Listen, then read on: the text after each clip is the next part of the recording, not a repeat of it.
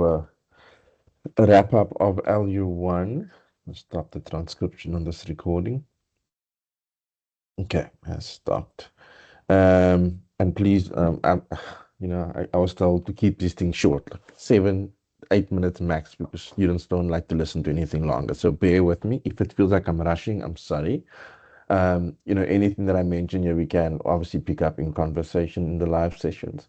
So this is picking up from LU1, and I've really just added on, so I thought I'll just keep it going for consistency. So we've covered some of this, and obviously we got into a bit of conversation around what is ethical, what is not. And we spoke about, kids and our kids and whether you take your kid to send them to jail or not. So I think we ended up there kind of around the arguments and making claims. Um, and then I think I'd refer you to go and look at some of the case studies available. There's some really good ones in there in the textbook, and you'll see I'll mention some later on. We'll also discuss them in our next session. So I can't get into all of them now because of my time limit. But for example, this was a fun one. We're talking about kind of arguments and are they logical? Do they meet the requirements for a logical argument, a sound argument?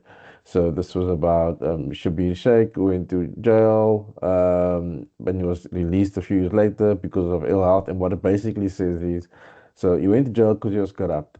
Then the president said that corruption is a terrible sickness.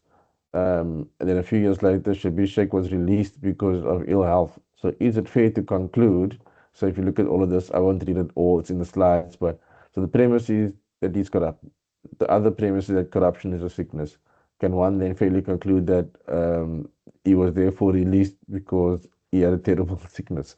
So that's a silly, but it's an example of, can this be true or not? No. Okay. And then the kind of philosophical questions I spoke about, this is where I wanted to pick up the conversation, was around some of the important concepts, or the distinguishing between concepts and facts. And just to point out, you should know that there's a big difference between what's a concept and what's a fact. Facts can be statements which are true or they can be false. Whereas concepts, and this is important for our conversations as we go on, because this comes from how we are socialized, what we learn, kind of indoctrinated specifically through education and then our own individuation. And these concepts kind of create a picture in our mind or an overview. And that's what we live with. That's the first thing that we see. Is a silly question on page 258, but you go read it. Can a box be a chair? So in your mind, can a box be a chair? I'm pausing for dramatic effect. Okay. Then it moves on to fallacies, and how fallacies play a part in our logic.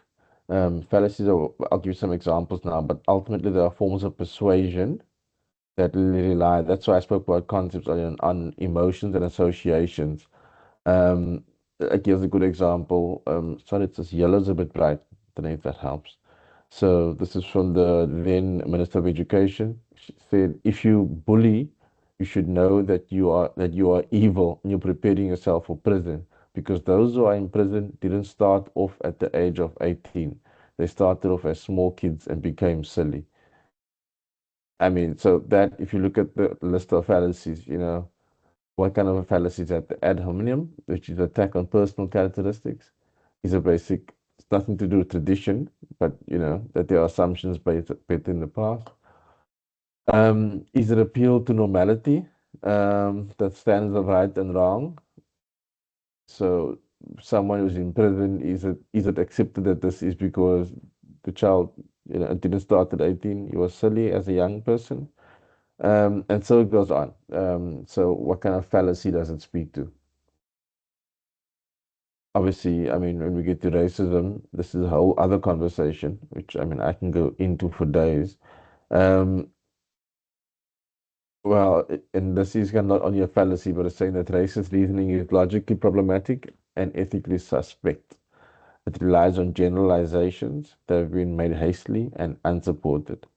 Um, and these often feature in fallacious arguments.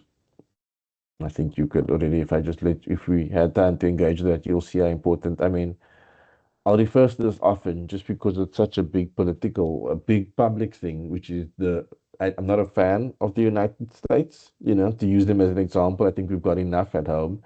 But it's such a nice example to use because it doesn't like touch on anybody's sensitivities here at home, how pervasive racism is in the US at the moment under their new leadership. Okay, then we spoke to some of these examples very briefly last time. Um, okay, and then yeah, so I'll leave it on. Do read through this. We're going to talk about ethical concepts now, but for your assignment, go over what makes a strong argument. We will talk about the not assignment, task one, a bit more in our next session. Okay, then ethical concepts. How am I doing for time? Oh, wow. Um, okay, I'm gonna pause there and make this like the end of that week, and I'll start again with ethical concepts. I think that will make it not as long-winded. Okay, stop here to be continued.